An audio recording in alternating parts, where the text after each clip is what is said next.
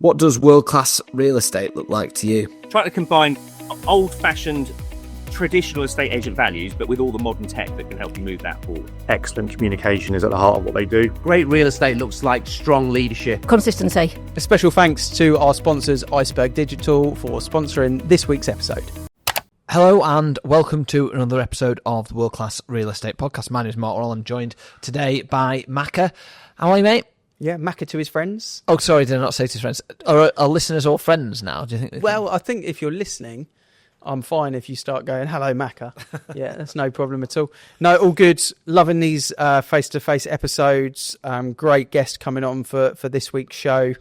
I think we're going to really deep dive into estate agency, like proper estate agency chat on this episode, which I'm buzzing for. Yeah, we have some guests who come here you think you could speak to forever. And I know Steve just from, I think, sort of Facebook and estate agency, sort of social media, you know, knowing the same people, having the same sort of interests a little bit. And I remember speaking to him a few years ago about estate agency and strategy and stuff. And we had phone calls that went on for quite a long time. I think this could well be an episode that could run and run. A passionate individual who runs a very successful estate agency business. You were checking out some of his 20EA stats, which are pretty impressive.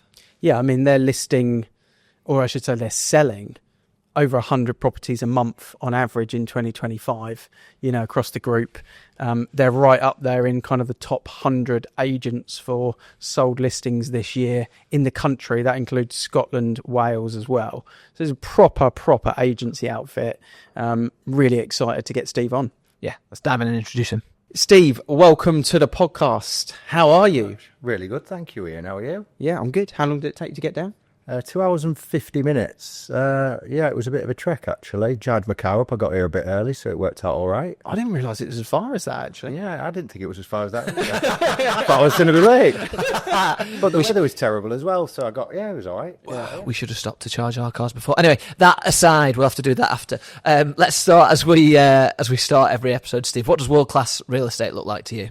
I put some thought into this over the last few hours on the way down here on that mega long car journey. And for me, it's all about square pegs in square holes. It's about experts in every part of the business, which sort of then relates to the best outcome in every part. So whether it's the best price achieved, maybe it's the how well sales progression works. So for me, it's all about experts in each part of the role. And that starts right from senior management all the way down to our new starters and trainees. Yeah, I think it's a really good tip, that something that we've always tried to focus on, maybe less so in estate agency, but around the business, is having the experts in the field that they operate in. And sometimes experts can overlap into a secondary field, but we always stick with what their primary kind of thing was and try not to overlap into the secondary as such. Yeah, I couldn't agree more. Agree more. So what does square pegs and square holes look like at Beercocks? I think it's got to start right from the top, you know. So I've been in the business for 28 years now. I'm a third generation estate agent. I run the business with my dad and my stepmom.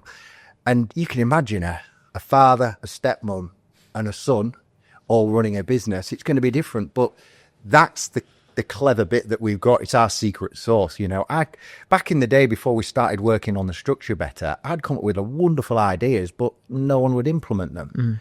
You know, or my dad would come here, my dad would have a great meeting, come up with a load of stuff, and then we'd be like, yeah, that's great, and nothing had happened, you know. And I think what we started to learn over the last 5 years is everybody's skill sets and where they work. So my stepmom's a major part of our business, and she's got a right-hand lady called Emma who's outstanding. And when I can approach them in our directors' monthly meeting and say, right, this is the way I'm seeing it, this is what I think we need to do, we need to start capitalising on this, they can implement straight away. Yeah. And by next month, that system's all in place. So maybe we need to start incentivizing certain things. They'll look at that and go, yeah, I know how to do that. Or I might think there's an issue somewhere else and that gets sorted. Whereas before, everybody's trying to do everything and you're sort of all right at everything, but not very good at one thing. So that has been a massive change in our business. And do you know what? We all get on so great now because we all understand that our roles are what they are. And everyone's important in their own way. So no one's got a problem with like egos or like workload or responsibility, because you've got your own specialist responsibility. We've had that, you know, we used to have an ego-driven meeting. Of course we have, you know, we all want to think something's our idea or whatever, but I couldn't function without my stepmother's implementation of things. My dad is like the oracle. Do you know what I mean? I mean, he's done the job 50 years, you know, so I can go to him and that won't work because of X, Y, and Z. You think, right, good points. Having that voice of reason there to hold, maybe I can get run away with an idea and he can just pull that back a bit. Or maybe I've got a, you know, because 8 out of 10 ideas might work really well, but now we're at a point where, you know, my stepmom could say, and go, well, that won't work because of X, Y, and Z. And it's like, didn't think of that, you know. Yeah. But now we all understand where our skill sets are.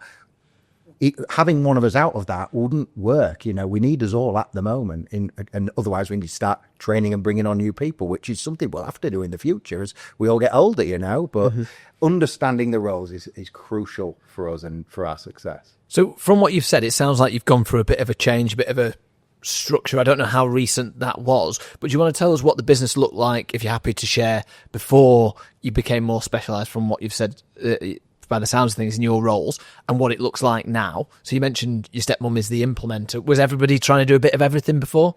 Yeah, it was, I suppose, as you grow, you've got, you know, I was on the road 5 days a week. My dad's, we've got the Fine and Country brand in our area as well, and that's what he's passionate about, and that's what he loves. But there's only so much you can do when you're on the road. You know, you've got a business to run. You need to build more mini yous, if you like, so they've got the ability to pass on the message. But when you're on the road, you're leading by example. But I think in the long term, it starts to, you're not moving forward enough. So what started to happen, I think it was 2019, fees were low. We were all fighting over winning instructions, but guess what?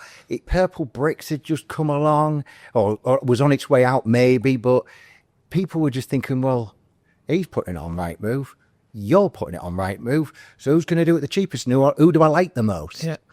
And I think what started to happen, I started to look at it, well, we can't, if we keep charging this, we're not going to be able to live the lives we want to live. You know, we're going to be much more involved. So we started to look at it. And we got an estate agency trainer out, Tony Morris, actually, and he came out and just made us think about it differently. We put our fees up overnight by 50%, and our market share plummeted. But we were still a lot more profitable than we were. Yeah. So we put them up, and it was tough, you know, to see your market share. We were still the leaders. We still put on more than anyone else, but it dropped. And so your vanity suffers a little bit. Your ego gets hit. So I was sat there during COVID. I was talking to people like Perry Power you know, I've spoken to Mark. I didn't know you by that point. And you start putting ideas out there. And I thought, and you always said this, Mark, when I listened to your podcast many years ago, with the absence of differentiation, people always choose on fate. And it's like, so we're all just doing the same thing. Oh, we've got more offices. Well, that's great. But, you know, we use Rightmove, you know. So you start to come up with issues. So we started looking and thinking, right, what are the results? So we started to look on places like 20EA and started to look at the data.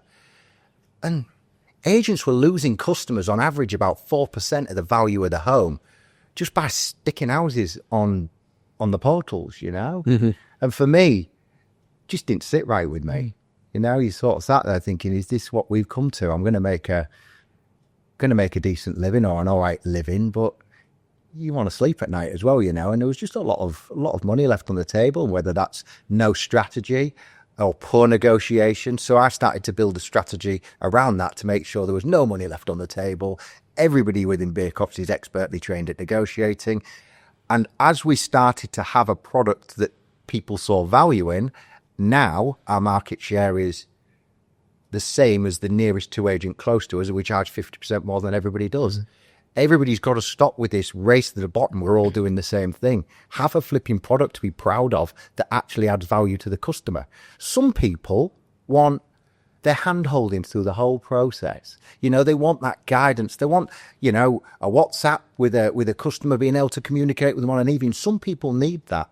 The focus for us, like I said right at the beginning, is sort of square pegs in square holes and just my results speak for themselves.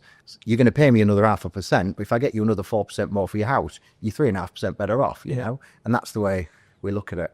Yeah, I love that. And with your business, I like you say, we kind of got introduced through Iceberg and through having the same CRM and through that community. But I actually didn't really realise the size of the estate agency business, the size of Beercocks, is, you know, the volume and what it actually does. How have you found that implementation and those kind of core values? And because it's not like you're going out and quoting the fee on your own. It's not like, right, I've got it, so it's all okay. You've got, I don't know how many staff, but a lot of branches, a lot of staff. So to actually get that across from a communication point of view, what have you learned about the art of getting that belief, you know, for the team as well, rather than just you? One of the hardest parts of it. Yeah. It is, honestly, to get everyone on board. I'm thinking 100 mile an hour, snowplow, you know, but there's a mess behind me. But now I've got people behind me that can clean the mess up, if you like. You know, it allows me to focus on things. But I'm a lot of things. Organisation is not one of them. But if you put me in front of we do a winter conference with our company every single year, where I will stand in front and say, look, this is the plan for the next year. This is where we've been and this is where we're going. Are you on board? Are you off? Are you not on board? And when I do that, people understand the message of what we're trying to achieve, understanding that they are worth more. They can look, I can show them the stats of how much we achieve compared to any other estate agent. And they should be proud of that, because they're all playing part of that machine, if you like. Yeah. And take one of the cogs out, the bloody machine breaks. So for me, that's it really. So just talk us through size again. So how big is the team? How many offices? So we've got 10 offices plus Fine and Country. We employ about 90 people. Across those branches. So what was the reaction? I think you said 2019 when you said, right, we're going to put the fees up by 0.5%. We're going to put the fees up by 50%. Talk me through that meeting and how long it took the team to really believe in the fact that they were worth it. We didn't have a meeting because we weren't that organised, you know. so we thought, right, we can't afford not to charge more, so we just put the fees on. And I sat down, and Belinda won't mind me saying this because I use this as an example every time. Belinda, she's our best at negotiating the premium for my customers in the company. Okay, she's very good at what she does. She doesn't take any shit. She just maximizes what the customer does, what she achieves for the customers. So when I went to tell her we'll put the foot in the feet, she went, it's disgusting. You can't do that. You can't do this. But the stats were still better than everybody else's. But for her, it was like, but they're putting it on Rightmove. You're putting it on Rightmove. He's doing a floor plan. You're doing a floor plan. How can you do that? We're better. Look at the stats. And do you know what? That's when her percentage of price achieved went up and up and up. The sense of worth, that sense of doing better, that sense of going to work. Bear in mind, estate agencies, like we're down there with traffic wardens, aren't we? Referees. Talked about that earlier today. Yeah. And we're down there in that situation. And for me, people are proud to go to work, that they actually are doing good for a customer. And I know TV show that we watched last night says otherwise, but you know, my team are proud of what they do and they get a kick out of it. Not just that they get paid the commission for doing the deal, but you know, I pay my team, the more they get for the customer, the more the commission they earn. They're incentivized not just to sell it, but to maximize the price. But if I took that commission away, they'd still do it because they want that sense of achievement. They love going on there on relevant websites and seeing how much better we perform on our competitors. So that's how we do it. It's interesting because what you've done then, you said, right, we're going to have a winter conference, and in that we're going to review the good things that we've done, and that communication gets out there.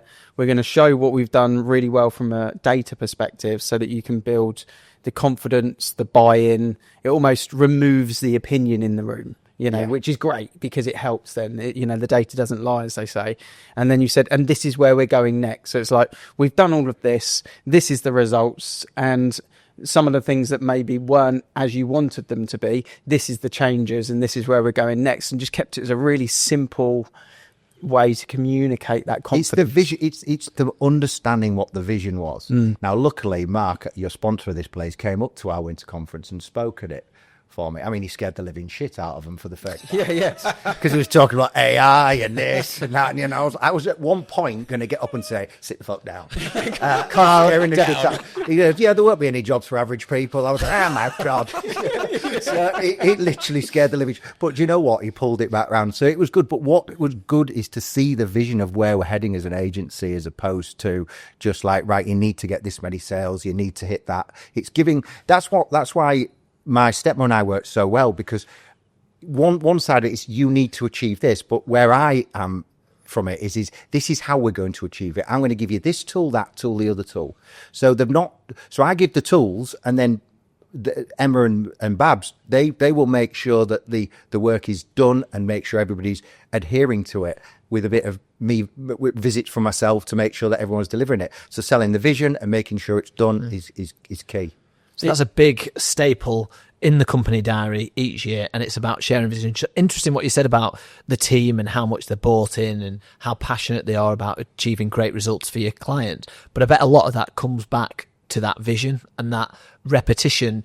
This is what we're doing. This is why we're doing it. That sounds like a real staple in your annual diary. Yeah, 100%. It has been for the last 3 years, where we made some major changes and we had to get everyone together to go through it. But the energy afterwards and how people felt, they knew where we were heading, and it worked great.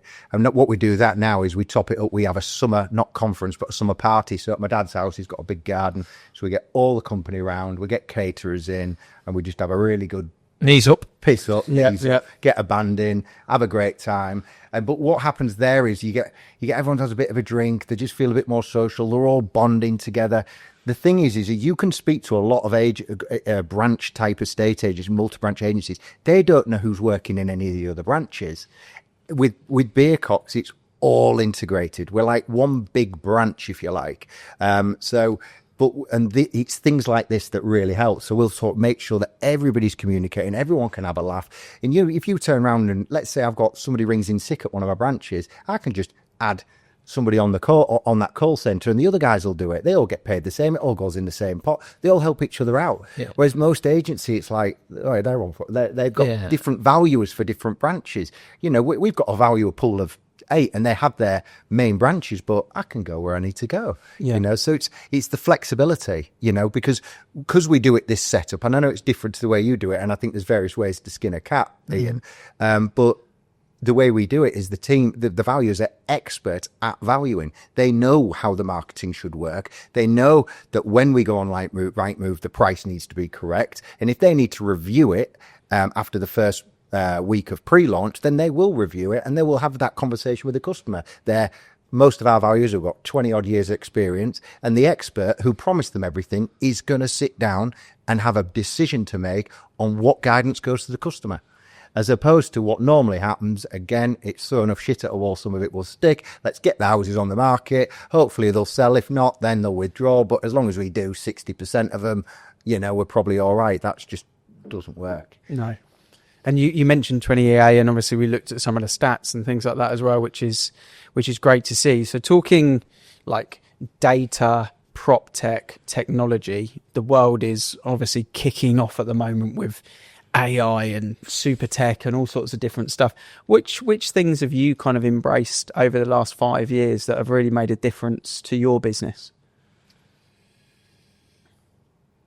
Got rid of Repeat, that's for starters. That was the armpit, as we called it. Sorry to say, sorry for anyone. I love a lot of the people there, but yeah, that was armpit. So yeah, we had to get rid of that. That wasn't working at all. And again, I had no disrespect to the people there.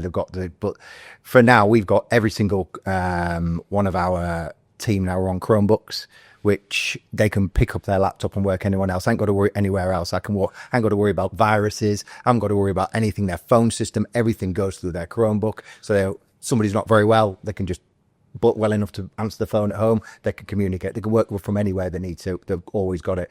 Problem with a laptop, I can click a button at head office, we'll wipe it and they'll log back in within 30 seconds and the thing's like a brand new machine. So that was a massive part.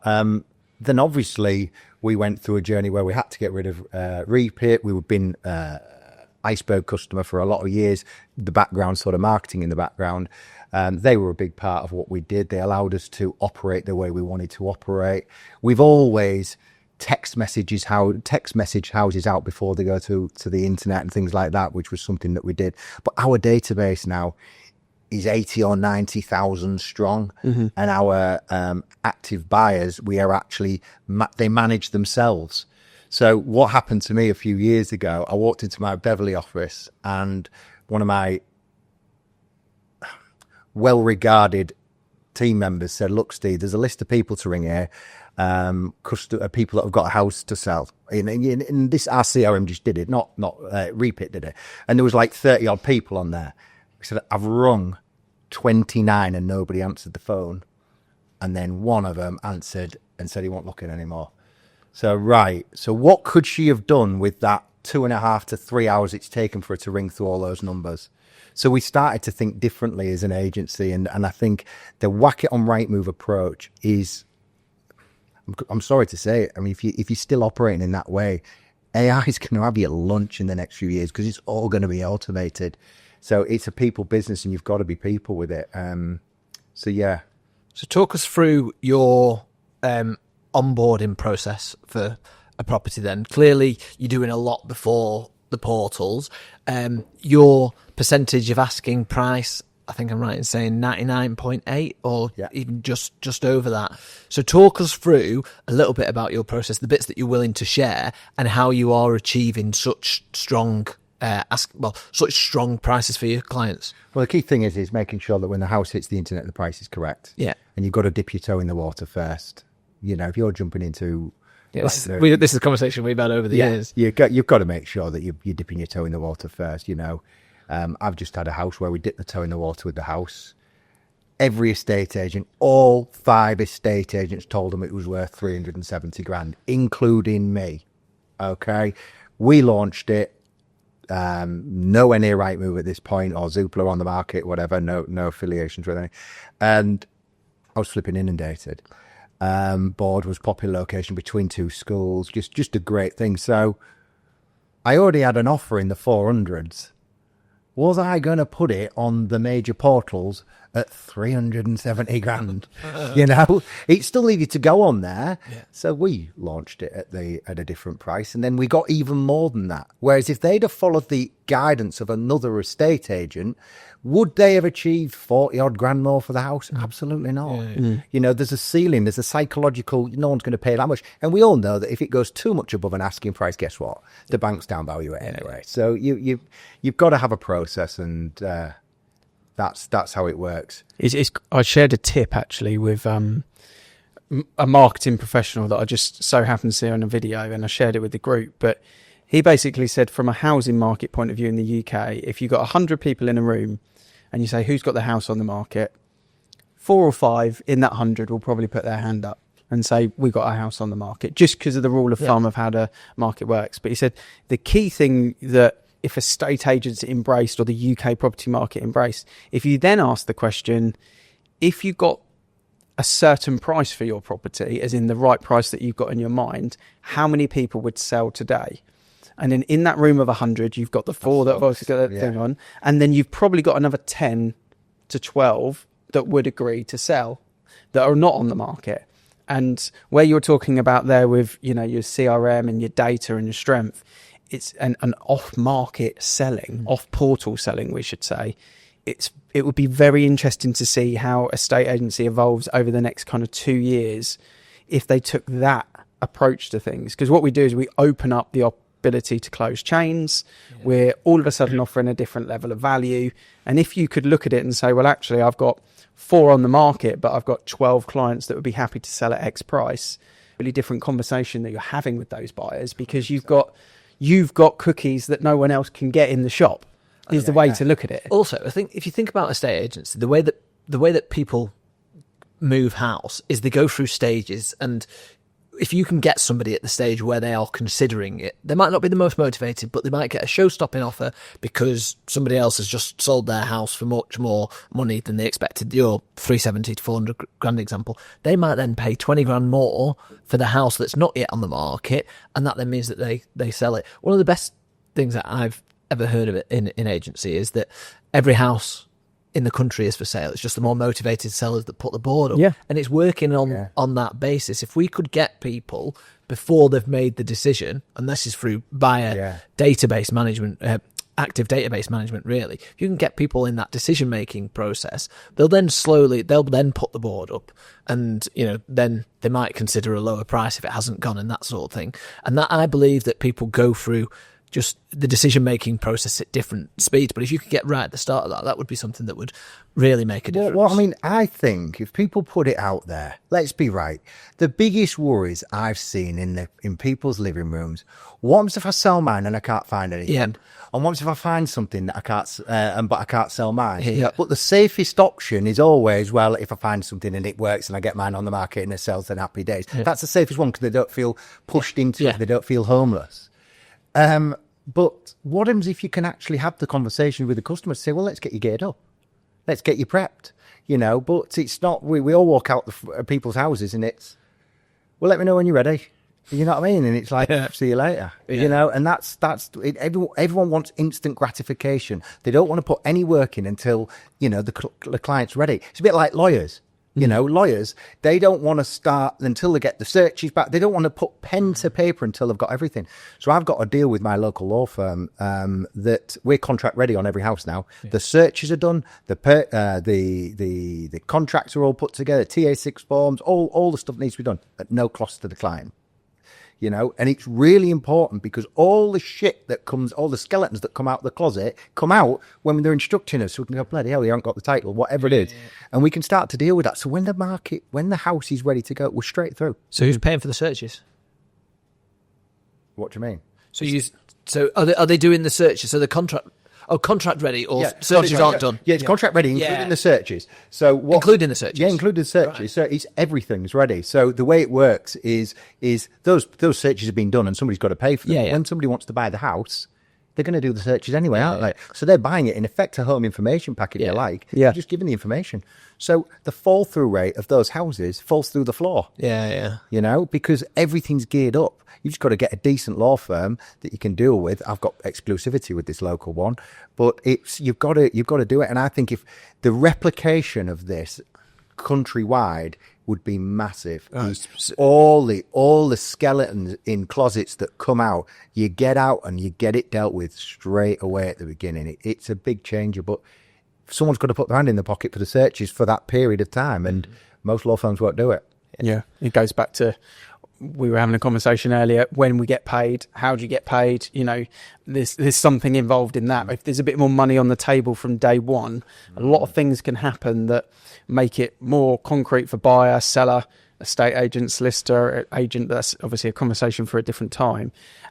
With kind of that type of thing, have you found that that's made a big difference on the transaction time then as well? Because 100%. That's a big issue for a lot of agents at the moment, is how long it's taking to get stuff through. Square pegs in square holes. Yeah. Right? So you've got your lawyers getting everything geared up. Sale agreed. Handed over to a sales progressor. An expert. Sales progressors are completer finishers. They like the numbers, speaking to people, making sure everything's neat and tidy. That's what they're experts at. Right? The salespeople love getting on the phones, building relationships, all that type of thing. And they're amazing at it. Once they've negotiated the deal, they want the next dopamine hit from somewhere else, So why do you have, when we all back in the day, and this is only 5 years ago, we'd all be hanging ourselves. So when everything was busy as hell, and your viewings are coming in and everything, what's the first thing that gets left? Sales progression. Always.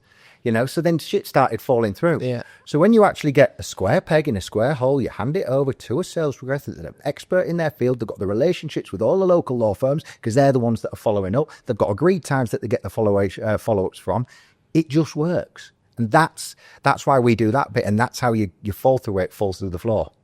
Because you don't have it, because all of these warts and all are out right at the beginning, Yeah. We did the same thing. TA6, TA10 done. Buyer information pack through Gazelle, ready for buyers to make a decision on.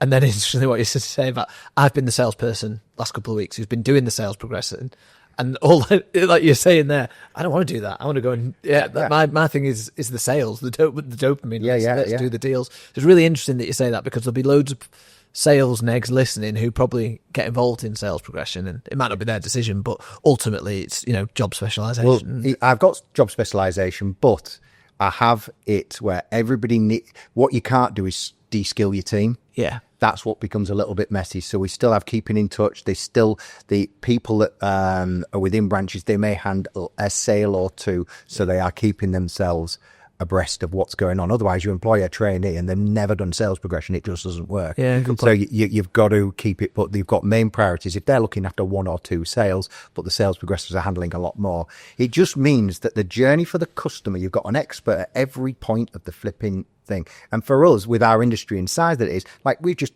employ a videographer full time now. You know, I wouldn't have thought of doing that years ago, but it changes the game completely. Yeah. I've got an expert that goes and does that. I used to film them all, walk around the houses. Dreadful, you know. But We've all been there. Yeah, it was. I saw Ian's lot shoving drones up in the air. I thought, flipping heck, I'm going to start doing a bit of that, and it's a lot harder than it looks. We've all crashed a drone as well, have we? Oh, lots of those. Don't talk to me accountant about that, flipping heck. Yeah, they're flimsy, those drones. yeah. I mean, talking of flying, and we both went to the Kerfuffle conference the other day. I think you went to the evening, I went to the day. Yeah. And Josh Fegans was the keynote speaker in the morning. And actually, normally what he talks about, I was expecting him to start in a roundabout way saying, get on the phones. Because that's what they love to say from Australia and America, is, you know, get on the phones, especially Australia. So I was sat there kind of half, one eye open, thinking, this is going to be shit.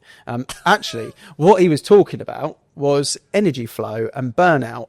And the reason why I bring that up is because for me personally, a estate agency is intense, right? It's long hours.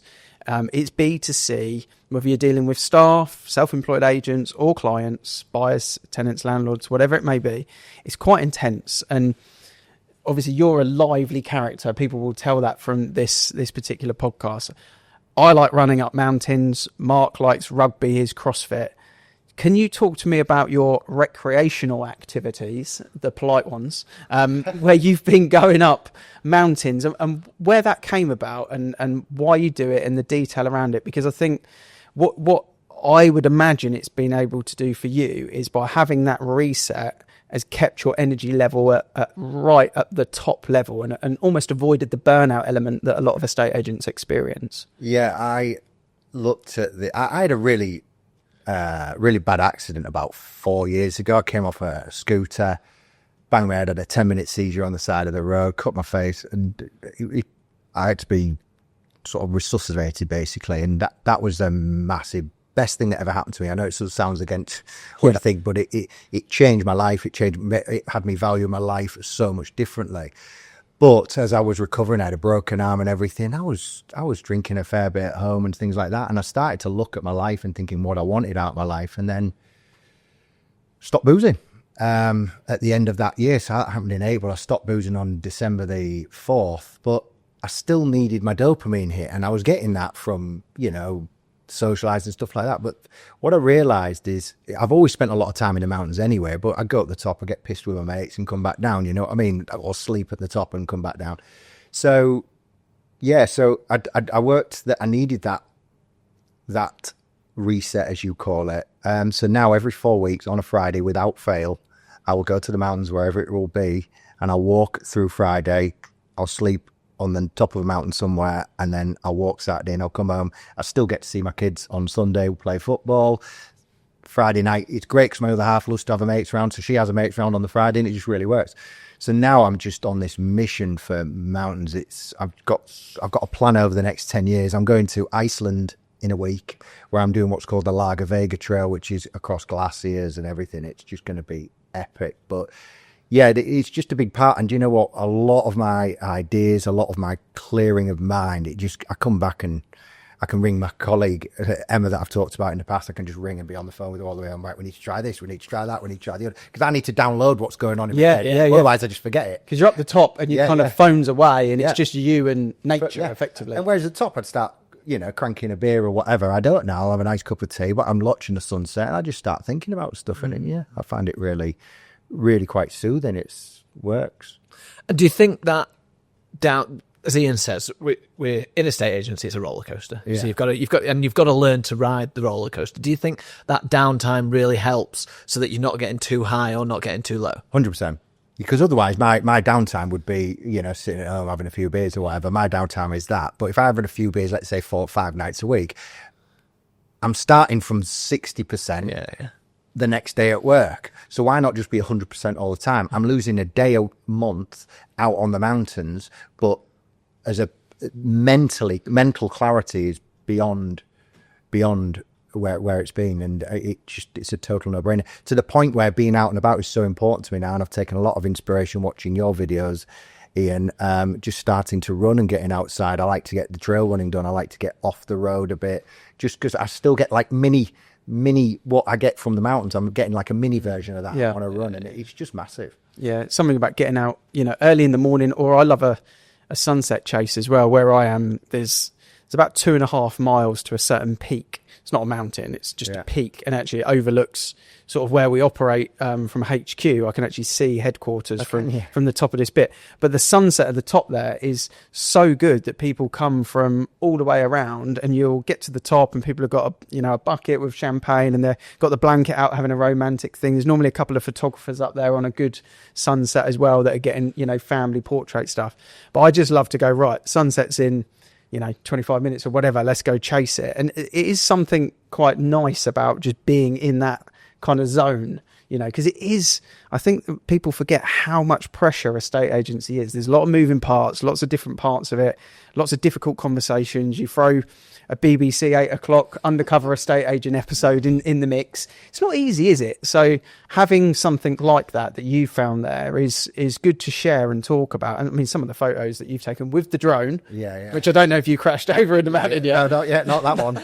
But I mean, there is some pretty epic photos of your tent with the silhouette of the sun going down as well. It's pretty cool. Yeah, I get a real kick out of it. It's important to do. I mean, when you were saying you're running up to that pitch, I had visions of like you and your son up there doing like Lion King. Look, one day this patch will all be yours. You know what I mean? That was my vision with the sun going down. Just great. Yeah, but it's got that sort of feel, sense of achievement. The day's finished, and it's nice to kind of get that connection out there with with nature a little bit. But more, the main thing is that download that you talk about. There's a lot going on in our heads, isn't there, all the time? So being able to get that download down, and we go to the Stephen Brown Mastermind, and it's a 2-hour drive up to Leicester for me. It's a 2-hour drive back. Mike, my business partner, knows that for 90 minutes of the 2-hour drive home, we're going to have a chat. We're just going to have a chat. It's the post-Leicester chat, and we're just going to have that convo, because what it's managed for me to do is once a quarter, I'm around 16 other great estate agents that own businesses, and even if I'm not getting new stuff, I'm seeing what other people are 100%. Doing, finding, struggling with, and it gets light bulbs going off in my head, and I'm not in the zone. My phone, we actively have to put our phones away, my laptop's down. And even if someone's talking and I've zoned out a little bit, something will go light bulb, and we just have that 90-minute chat in the car. And some of the best magic comes from that little car journey for the download that you talk about. We just had, on my way down here, I had exactly that situation. Just had a meeting, because I was supposed to be at a meeting today, but I thought, we had it in the car on the way down. Obviously, person was on the phone at the other end, but we got loads done. Yeah, it's just great. We sometimes come to London for a lot of conferences, and the meetings we have on the train on the way down are brilliant. I said the other week, maybe we just need to get a train just to drive around for 8 hours around the country. You know what I mean? Yeah. But yeah, I totally agree. And I was on the same table as Ian Brown at the Kerfuffle conference, actually. So we got talking. So I need to go to one of those. I'm definitely going to join that. Yeah. I think for me, it's like-minded agents that want to flipping improve. Yeah, exactly. Not ones that just think that they're great at what they do. Yeah, I like to be I don't want to be the smartest guy in the room. I want to be the opposite, because you're going to be learning a lot more. And I think that's really important. I want growth. I'm not closed-minded. I want to be open-minded. Anybody I can sit down and listen and talk to, that you might just pick little nuggets out, whether it's somebody that's just joined us from not another agency, but another industry. I've been people that every person that joins our company comes out with me for a day on appointment or whatever it is. And there's so much that I can pick up from people that have flipping out worked at McDonald's. the systems they have in place, you know, and you think, flipping it, that's a good point. You know, you look at all of these individual bits, it makes such a difference. Yeah, absolutely. Yeah, Mike, my business partner, went to the McDonald's franchise event just to see what they were talking about, and kind of blew his mind a little bit, actually, you know, the systems and the structure. But it makes sense because it's the same thing everywhere, right across the planet, and there's so many of them, you know. And that's we're at a point now where we are 10 offices plus Fine and Country. So when we want to expand to the next locations that we want to expand to, there's not more of me. So we've had to look at how we can replicate what we've got. So we've got to have a method that's the Beercocks way of doing things. And and that's what I've been trying to put together I didn't realize I was putting it together initially, but now I'm starting to look at it and think, right, this is our blueprint. You've got an amazing blueprint of the way you guys do it, and it's exactly the same. What is our way of doing it? Because it'll be very different. No point me trying to beat EXP at being EXP. There's no point, because they're going to be better at doing that, but they're not going to be able to beat me at being me. Yeah. You know, so I think that's the change. So I've got to try and look at, right, if I want another 5 offices in the next 5 years, how am I going to replicate that? Because, you know, my dad had a lot of kids. I mean, like 8 kids, but there's only me left in the business, you know. So we've not got loads of Beercocks to replicate now. So we're starting to grow within now, and we've got so much talent across our company, outstanding talent. So it's just a case of nurturing that to the point of where I need them to be. Yeah. So just before we wrap, Steve, just talk, how long have you been involved in the business?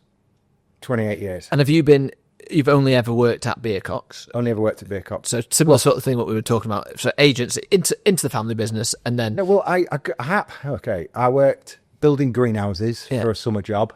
That was brutal. Good time, though. Yeah, good, great time, yeah. My mum drove away when she dropped me off one day. She drove away with my lunch. I had to work in the field all day without any food. It was great. I worked at British Shoe, which was just in a shoe shop. I did cold seal windows, which taught me cold seal windows is double glazing, knocking on the doors. That was my summer job one year. So you learn rejection quite quickly. Yeah. So I did that. And then at the end of that, that's when I joined the family business. So what do you wish you knew then that you knew now? If we've got any sales negs starting in the business, if there was 1 or 2 pieces of advice that you could give your younger self, what would that be? Flipping out. Just so you know, we had 10 questions that we got that we shared with each other this morning. We haven't used any of them, and Mark's just dropped the absolute bomb. he's just spraying one at you. He's come right, the old advice question. Here we go.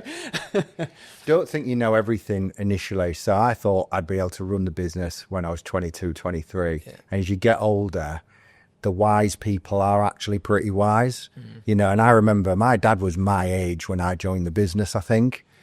And, you know, hugely successful already, you know, sold out into the Prudential in the late 80s, as a lot of agents did, and made a lot of money. So he really knows his shit, you know, and you've got to respect that. Equally, you've got a lot of new stuff to bring to the table, but you've got to listen to people that know, follow, have good mentors, and that's what I think it is. Not latch on to somebody, but learn. You know, remember, I'm always a big believer, as I've said already, not being the smartest person in the room, because you're never going to improve. So for me, it's all about finding somebody and being not afraid to ask. You know, a lot of people, you know, I sit down with anybody that joins our business and says, you can ring me with the most stupid question possible, but I'd rather you just do that than pretend to me that you know the answer. Yeah. You know, and if you can work on that, it's a much more of a symbiotic relationship. You will help our business grow. We help you grow your careers, you know. So that would be probably, since you threw me right under the bus with that question, that would be what I think. Roughly. We've got another 9. Should we go for an 8? So you're supposed to be fair. Okay. No, appreciate it. Brilliant insight into agency at that level, and brilliant insight into the fact that sometimes it's a case of looking at a business and going, we've got to change this a little bit, and then how to implement that change across a scale and getting it done, building that manual, building that blueprint out, and ultimately creating the culture that's allowed you to have the talent that you've got now.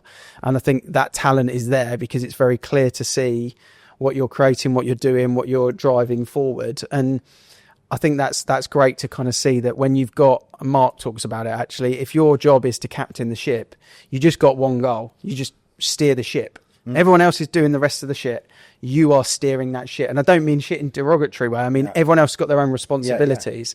And it's very clear that, you're sat steering that wheel, knowing exactly which direction you're trying to go in. So it's great to see. No, it's good. We've got it together, and it's, again, you've got the perfect dynamic at the top, and it just works. Really does. Yeah. It's great advice. Thanks, Steve.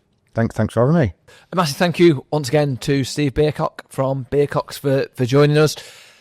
We said on the intro, a man who is in agency, living it in a fairly, not fairly, a big independent, isn't it? Let's be honest. That's probably about as big as an independent owner that we've had on the show, had on the podcast, I think. But really interesting what he talked about is how they've changed, and now everyone knows the role. Yeah. I love the fact that what you see in agency is you see every 5 or 10 years, the industry transitions a little bit, and the agents that are slow to adapt are the ones that often struggle with reputation or attrition rate with staff. What he did is he kind of realised that they were a bit disorganised, and they found this way of having what I call the KPI and the COO, which is what he's created, is this kind of Steve Jobs and Wozniacki type vibe. It's he's managed to do that, and they found this synergy at the top with him and his stepmother, and it's worked unbelievably well, and then they've steered the ship in the direction it needed to go. So culturally, I think brilliant. Very kind of him to share his story at the end as well about how he downloads everything, decompresses, and that kind of trigger moment of coming off the scooter, breaking his arm, etc. It's important that you kind of have that. We talk about routine quite a lot, I think, on this show, but actually what he was talking about there is his download, building it into the routine that it's done. Okay, that's a monthly routine, not a weekly routine, but so important. I said during the podcast that you've got to ride the roller coaster. Yeah. The highs are high, the lows are low in this industry. You've got to find whatever is your way of downloading, debriefing, chilling out without thinking about work, because that will then result in greater performance. As Steve said, when he then comes back, it's a download to his stepmom, I think, or one of his colleagues. Ideas then come from that. It's the reset that he needs. And I think if you don't go through that reset, or you don't have a routine that allows you to cleanse the mind really regularly, you're never going to be able to reach peak performance. Yeah, and truth be told, the last 12 months I've been really banging the drum about the statistics that self-employed agents are delivering for clients: sold ratios, exchange ratios, reduction ratios. Steve's got a business of 10 branches, 90 staff. He's beating self-employed agents on their own, with ratios, and he's following. His clients are going through the department, squares and square holes and square pegs. That's very, very rare. So there's a real gem that they've created there. So what he said on this episode for estate agents listening is something to take note of, implement, find your version of it. But there's some real kind value that he shared there, because it works at scale, which it very, very rarely does in our agency game. Yeah. Really, really good interview. Some really good takeaways. So massive thank you for Steve for joining us. Thank you to our Iceberg Digital for sponsoring today's episode. As you know, we do this because we love our industry. We want to see it improve and get better. If you have enjoyed today's episode, please share it out on social. I'm Mark Worrell. Here's Ian Macbeth. Thank you very much for listening, and we'll see you again next week.